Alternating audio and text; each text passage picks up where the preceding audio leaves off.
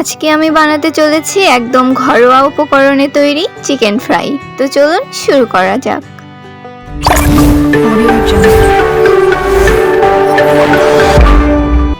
এর জন্য নিয়েছি আমি একটি লেগ পিস। এখন এই লেগটাকে সুন্দরভাবে কেটে দেব।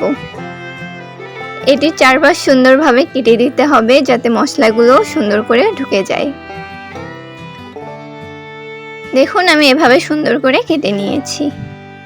এবার এর মধ্যে আমি দিয়ে দিব 1 চামচ রসুন বাটা, দিয়ে দেব 1 চামচ আদা বাটা, দিয়ে দেব 1 চামচ পেঁয়াজ বাটা, 1 চামচ জিরে গুঁড়ো, হাফ চামচ গরম মশলার গুঁড়ো, 1 চামচ গুঁড়ো মরিচ এবং 1 চামচ গুঁড়ো দুধ। এবার সবগুলো উপকরণকে আমি সুন্দরভাবে মেখে নেব। মাংসটিকে অবশ্যই সুন্দর করে মেখে নিতে হবে, মশলাগুলো যাতে সুন্দরভাবে এর গায়ে লেগে যায়।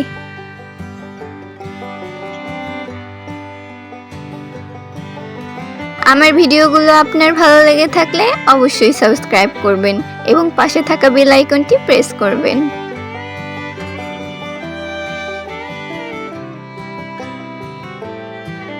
আমি লবণ দিতে ভুলে গিয়েছিলাম, তাই এই পর্যায়ে আমি দিয়ে দিব 1 চামচ লবণ। এবার আবারও সুন্দরভাবে মাংসটি মেখে নেব। মাংসটি মাখা হয়ে গেলে এটি আমি ফ্রিজে ওভারনাইট রেখে দেব। হাতে সময় না থাকলে এটি আধা ঘন্টা বা 1 ঘন্টা রেস্টে রাখতে পারেন। এবার আমি নিয়ে নিব মেজারমেন্ট কাপের 1.5 কাপ ময়দা, নিয়ে নিব 1 চামচ লবণ। এবার অন্য একটি পাত্রে একটি ডিম ভেঙে নেব এবং এর মধ্যে দিয়ে দিব স্বাদমতো লবণ। এবার ডিমটিকে সুন্দরভাবে ফেটিয়ে নিতে হবে। ডিমটির কুসুম এবং বাইরের অংশটি সুন্দরভাবে মিক্স করে নিব। এবার ফ্রিজ থেকে আমি মাংসটি বের করে নিয়েছি। এবার লেগ পিসটি আমি ময়দাতে সুন্দরভাবে কোট করে নেব। আমি এই জায়গায় ময়দা ব্যবহার করেছি, আপনারা চাইলে আটা ব্যবহার করতে পারেন বা চালের গুঁড়ো বা কর্নফ্লাওয়ারও ইউজ করতে পারেন। মাংসটি সুন্দরভাবে কোট করে নিব। মাংসটি সুন্দরভাবে চারদিক কোট করা হয়ে গেলে এবার আমি ডিমের মিশ্রণে মাংসটি ডুবিয়ে নেব। অনেকে পানি ইউজ করে, বাট পানি ইউজ করলে মাংসের উপরের অংশটি শক্ত হয়ে যায়, তাই ডিম ইউজ করলে এটি অনেক নরম এবং তুলতুলে থাকে। ডিমে সুন্দরভাবে কোট করা হয়ে গেলে এবার আমি ময়দায় আবারও লেগ পিসটি দিয়ে দেব। আবারও সুন্দরভাবে আমি মাংসটিকে কোট করে নেব। লক্ষ্য রাখতে হবে ময়দাগুলো যাতে লেগ পিসে সুন্দরভাবে লেগে যায়। সুন্দরভাবে কোট করা হয়ে গেলে এবার আমি ময়দাগুলোকে মাংসের গায়ে সুন্দরভাবে চেপে চেপে নেব। এতে চিকেন ফ্রাইয়ের লুকটা অনেক সুন্দর আসে।